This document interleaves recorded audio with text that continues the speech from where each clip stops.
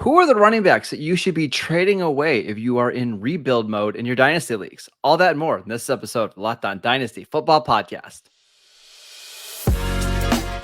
You are Locked On Dynasty Football, part of the Locked On Podcast Network. Here are your hosts, Marcus Mosher and Kate Magdziuk. Welcome into the Locked On Dynasty Football Podcast, everybody. I am Kate Magdziuk of DraftKings Nation, and as always, I am joined by Marcus Mosher of USA Today. You could follow me on Twitter at FFBallBass, follow Marcus at Marcus_Mosher, but most importantly, follow the Locked On Dynasty Football Podcast wherever you listen. We're getting into the season, Marcus. We just had some semi-real football last night. Thursday night football, week 1 of the NFL preseason. How exciting.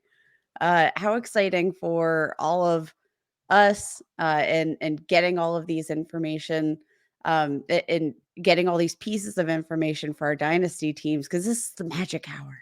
Yeah, we got to see some Malik Willis action last night.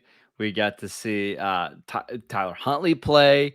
I thought Pierre Strong looked good for New England. Tyquan Thornton. It was Isaiah Likely had a big game for Baltimore. It was fun. Okay, this is one of my favorite times of the year. I love preseason, but we're actually not going to be talking about the preseason today. We're going to be talking about players, or specifically running backs, that you should be trading away if you are in rebuild mode. And Kate, you have the floor first. Who is your first player? All right, this is a guy that just got a brand new opportunity, and people are very hopeful about this offense in general. But I want to talk about Chase Edmonds, most recently being drafted as the RB36 in Dynasty League Football ADP. Look, I love Chase Edmonds, very explosive back, very dynamic running back. But in 4 seasons, he's had just 2 career games with 85 or more rushing yards. Finished as a top 12 RB just 5 times so far in his career. Love Chase Edmonds, but he's been playing in the role of complementary running back. That has been his forte, and that's where his strength has lied. He's excelled as a receiver, but Marcus, I just don't see what the opportunity here is for Chase Edmonds, even in an offense we're projecting to make a leap. Among quarterbacks with at least 200 pass attempts since 2019, Tua ranks 40th in running back targets per game.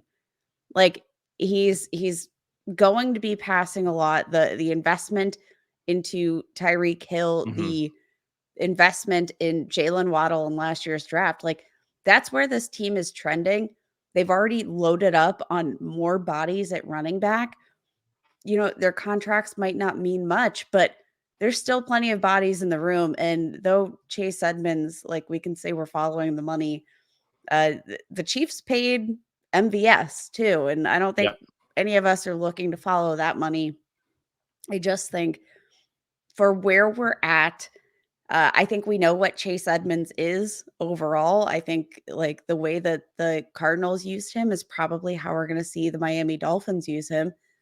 And that's not to say it's bad for NFL, but it's not something I want on my fantasy team. So I'm going to look to move on from Chase Edmonds. I don't think there's any reason to roster him in a rebuild. Move on now while you still can, and enjoy some of that, like, mystery before he actually steps into that Miami Dolphins offense. I will say, if I'm in a win now mode, I would love to get Chase Edmonds this year, because I do think there's a possibility that he's the workload guy. He gets a ton of passing down volume.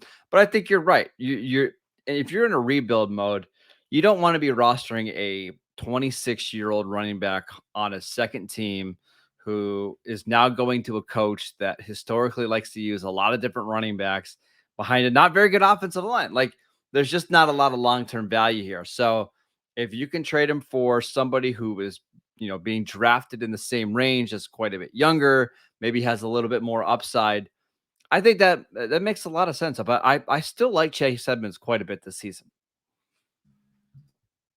My only question is, like, what do you think his upside is for this season?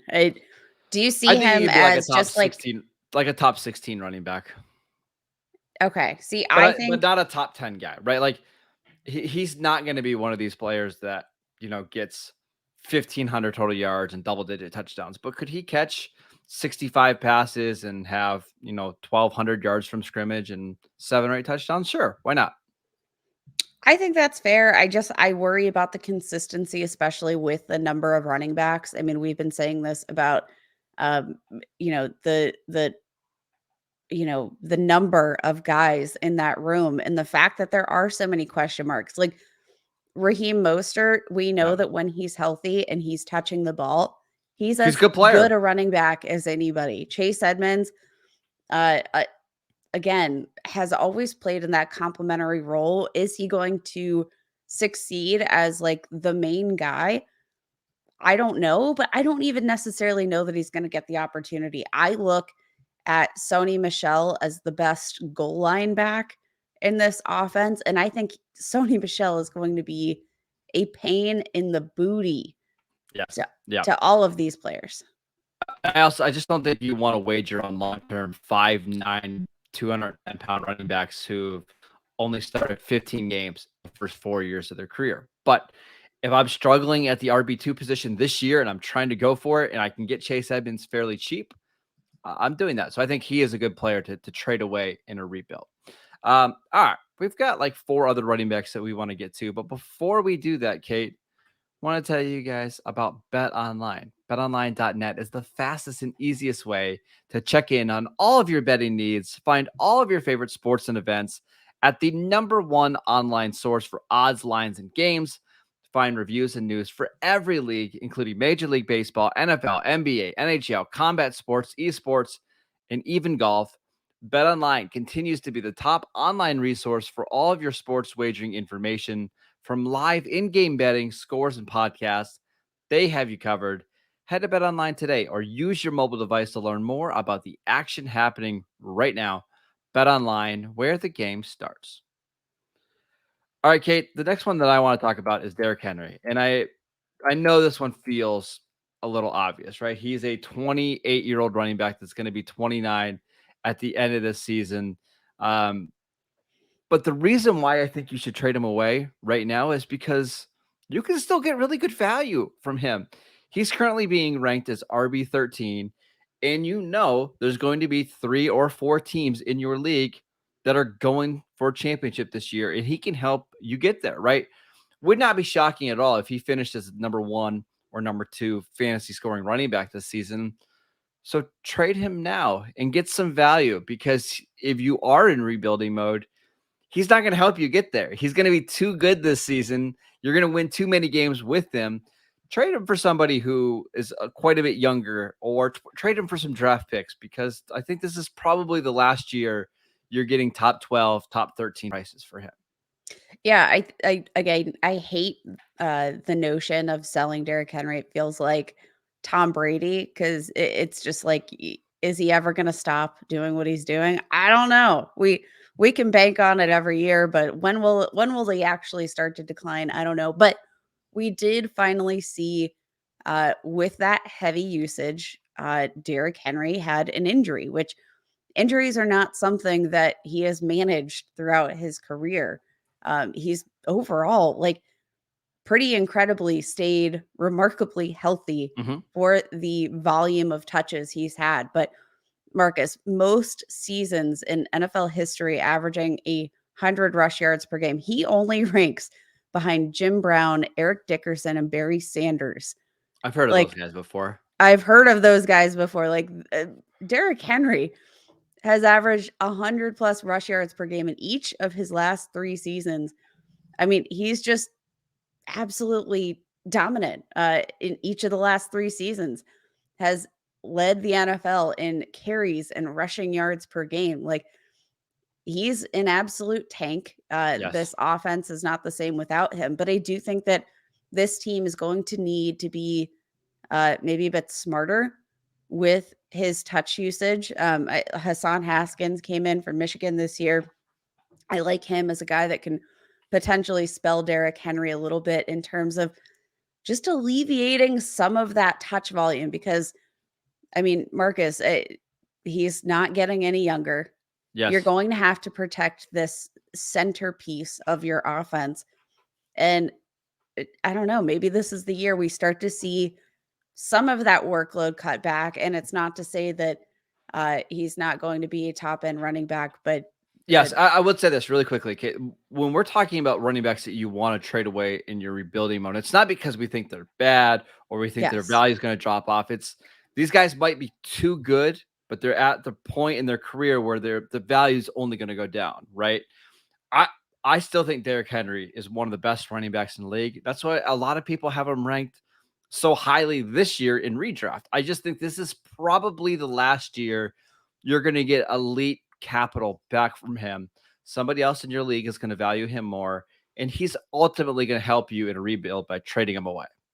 Yeah, among active running backs right now, Derrick Henry has the fourth most scrimmage touches among any running back in the mix, only behind Mark Ingram, who's been playing for 17 or 18 million years.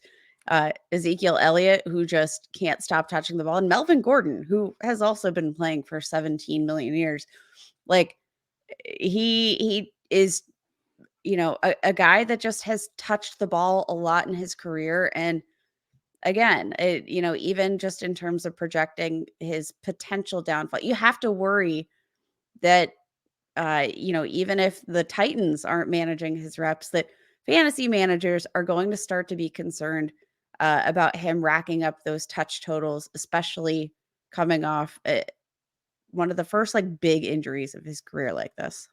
Yeah, and if you look at like his college touches and even his high school touches, I mean, we're at like 3,000 touches already in his high school, college, and NFL career. I mean, that's a lot of work. Um, I do think he's a bit of a unicorn that he's going to be able to last longer than most of these guys can. But at some point, he's going to go from being a superstar running back to just a good running back. And And we once he see drops, how quickly some of these players can lose value. Like, look at Todd Gurley, who yeah.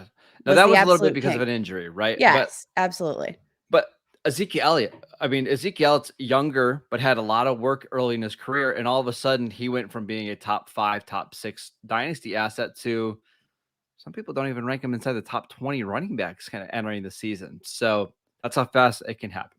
Let's get to your next one, Kate, and this is a really interesting one. Cordarrelle Patterson.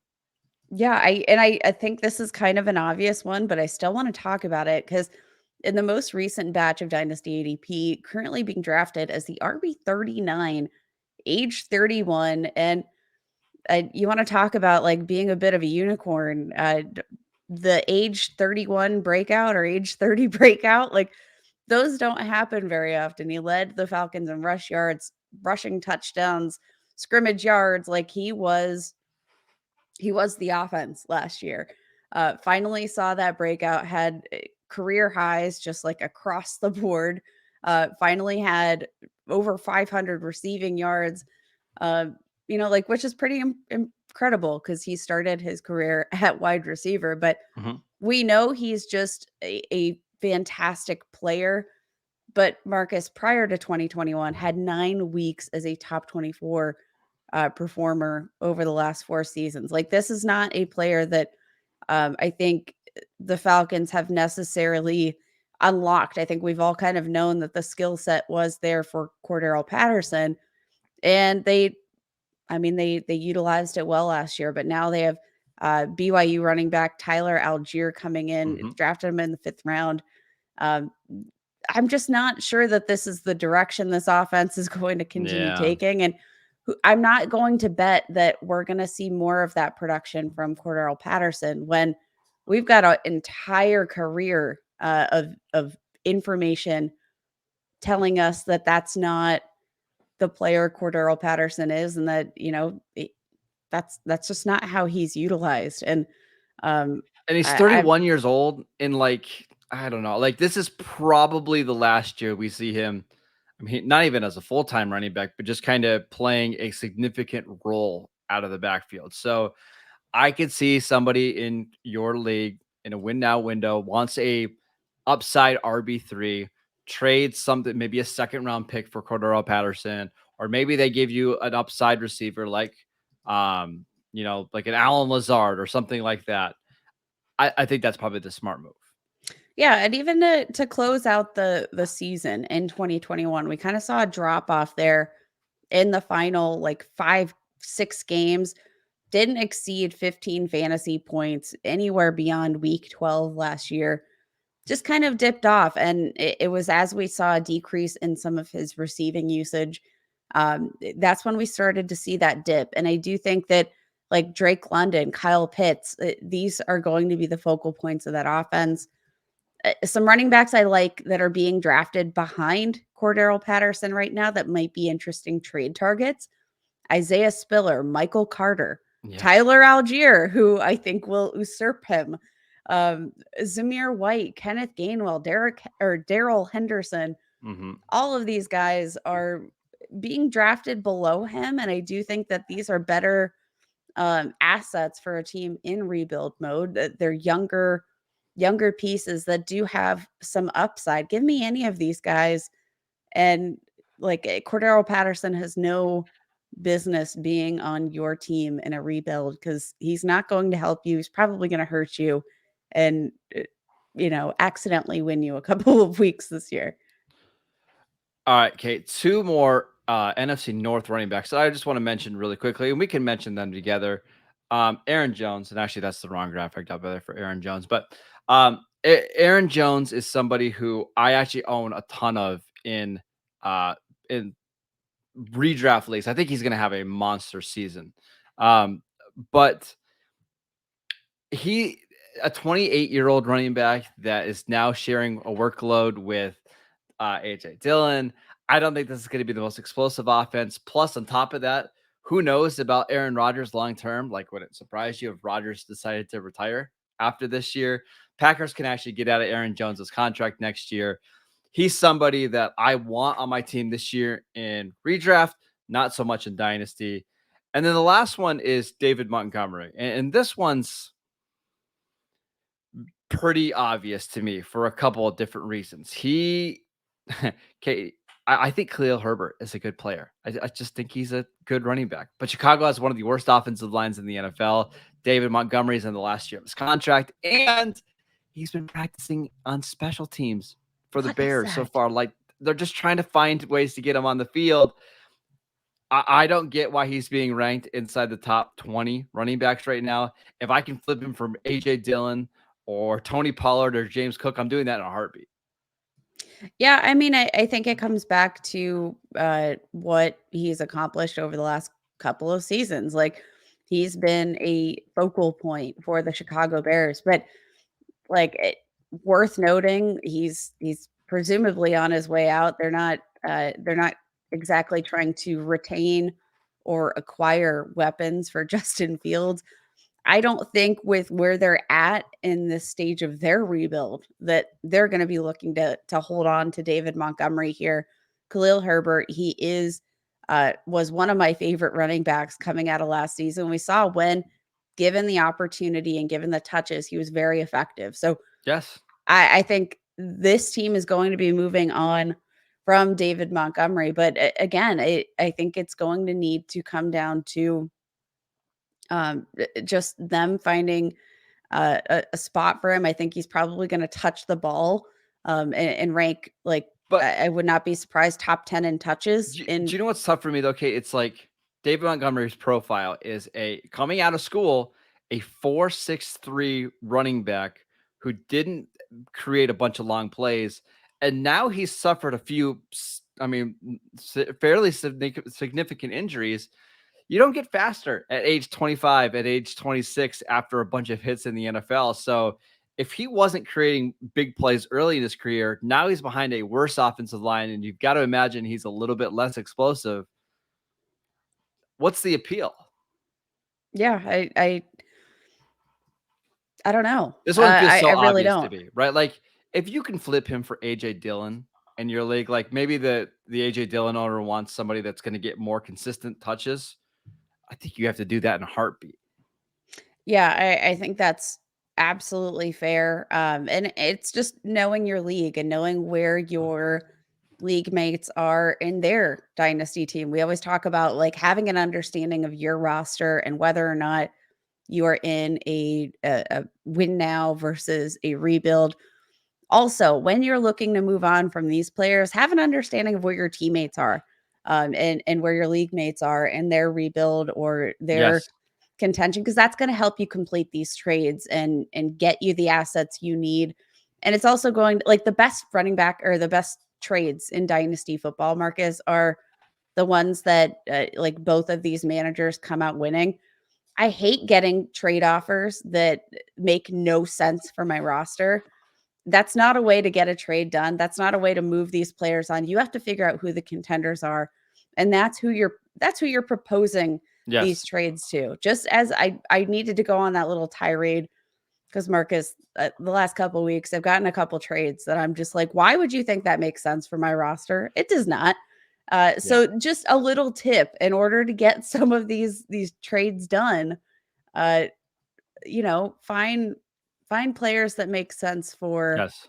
your roster, but also vice versa, Yeah. and And I go think from there to like win. Aaron Jones and Derrick Henry are two players that or teams that are trying to win now are going to be really interested in because they know that they can help them right now. And I think they can also help you by getting some better long-term bets than guys who are going into their age 28 season. So go ahead, try to make some of those trades this weekend. See if you get them done, and if you do, let us know. We would love to hear about them on the Locked On Dynasty podcast. And we want to thank you for making us your first listen today. Now make your second listen to Locked On Fantasy Football Show. Find the intellectual fantasy expert Vinny Iyer, who brings over 20 years of NFL expertise and a unique angle to give you the moves no one else has. Get ready for your fantasy draft with Locked On Fantasy Football. You can also go to the Fantasy Football Expo in Canton this weekend and see me and Ryan McDowell and Kate Magdziuk next year. She's going to be back next year. Don't worry. I'm bullying her into coming back next Yes. year. But follow Kate on Twitter at FF Ball Blast. You can follow the show at Locked On Dynasty. I am at Marcus _Mosher.